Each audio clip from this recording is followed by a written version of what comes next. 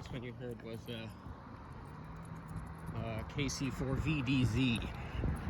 That's on 147135 down on top of the VCU main hospital building. The 15th and Broad downtown. This is the oh, there it is. KG4 MRA, Metropolitan Repeater Association. 145430 on top of the WTVR Channel 6 tower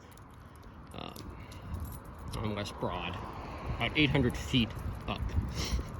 Anyway, these radios are not bad. They're available for under $100. The receive is, the sensitivity is good. The selectivity and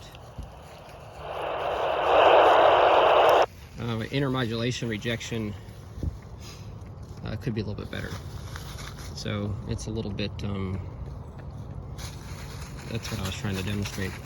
It's a distant no weather radio station. It's there,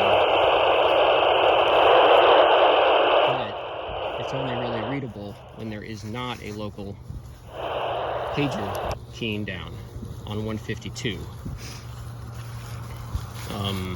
There's a couple other pagers on 157, 158. Most of them are on 152. And, you know, that's a 10 megahertz difference. So, you know, 2 meters is going to be 7 megahertz, 6 megahertz difference. And the rejection of intermod and adjacent channel interference on these rigs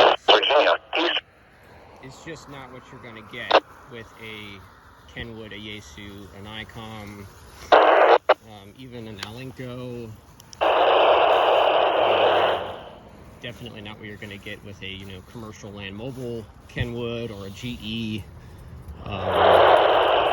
know, what used to be Vertex but is now Motorola, or Motorola. Even a kind of, you know, lower end Motorola, higher end Motorola is going to give you, you know, the land mobile quality radios are going to give you a much more reasonable, I mean, serious adjacent channel, and more importantly, intermodulation distortion and, you know, rejection of strong local signals. Obviously a 300 kilowatt, see that?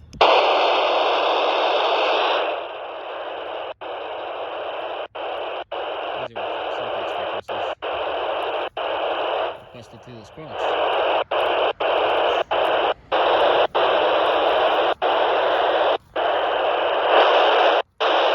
Wide, narrow.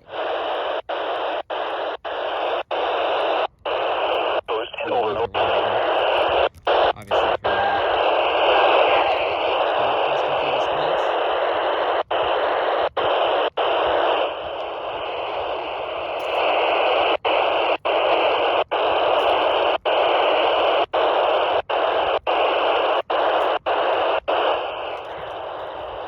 anyway, the transmit audio on these radios in wide or FM mode versus FM narrow or NFM mode is actually quite good. It is not going to beat a HTX 202, but the deviation is actually quite impressive considering it's a Chinese rig. It sounds good. It does not have the same punch that some of the other rigs have. You know, I've compared it to a Yaesu, you know, FT2980R. The 2980 has more punch, stronger, cleaner sounding, a little bit cleaner sounding. This is subjective. Deviation, FM audio. So, you know, it depends on a lot of factors. When you're running through a repeater, the repeater bandwidth may or may not come into play. Whereas when you're running simplex, the question is simply the receiver of the person that you're talking to, or persons that you're talking to, stations that you're working. So this rig is, you know, used on part 97, which is amateur, part 90, which is land mobile, which of course requires a 2.5 kilohertz deviation or narrow FM.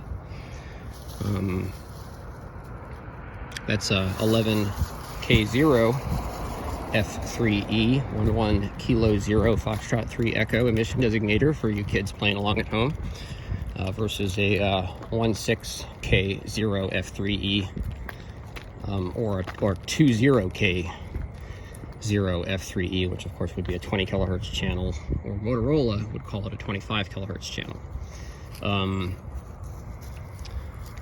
So these are not bad. The receive is not, like I said, it's not amazing, but it definitely gets the job done. Run, tone, squelch. If your favorite local repeater transmits a tone, which it probably does, use it.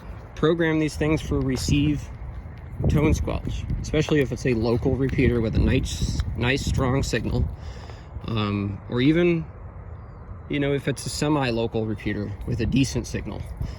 As long as it's not a weak signal type situation, you can run receive tone squelch.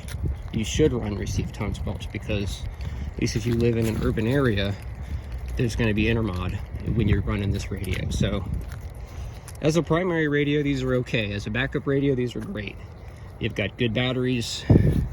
The long antenna is nice. It does make a difference. The short antenna is a lot more convenient. But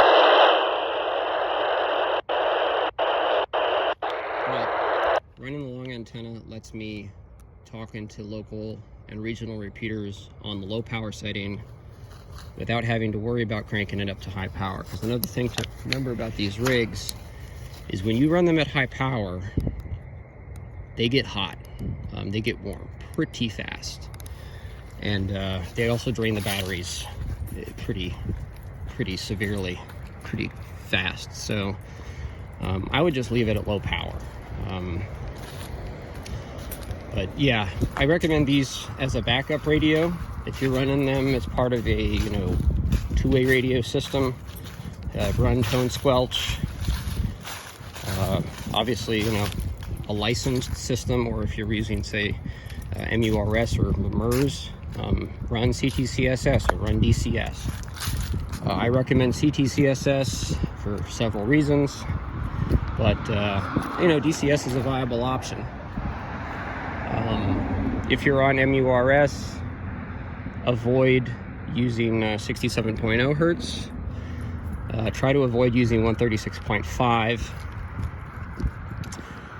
Some radios, the jury is still out on this particular model. I have not done that kind of experimentation, but some radios will false a DCS signal and open squelch because they think that a DCS signal is actually a CTCSS signal transmitting 136.5. DCS uses frequency shift keying subaudible tone, so it is a it's still a CTCSS tone that's just being modulated using frequency shift keying to produce a quote-unquote word. And excuse me, that's why there's only really 83 truly different DCS values out there. A lot of these radios advertise, oh, you know, we have 9,000, you know, it's over 9,000 DCS. Well, no, because then you have all these falsing issues. So don't do that. CTCSS, there's 50 different ones available. Okay, and that's what I recommend using. But yeah, these are good. They're not bad, but they're not great. I mean, they are pretty decent actually. But yeah, Retevis, the backup gun of walkie-talkies. Thank you.